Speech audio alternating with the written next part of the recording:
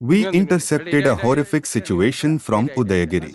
A container carrying over 60 cows was seized, and the animals have been brought to Madan Mohan Goshala for care.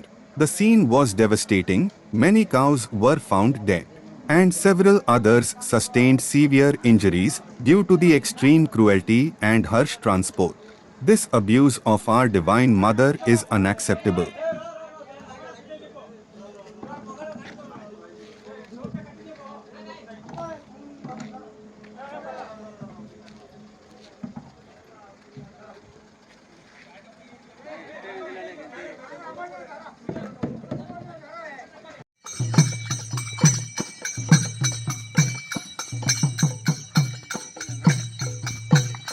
We performed the necessary respect for the Gau Mata found dead here at the Goshala. Now, our focus is on saving the rest.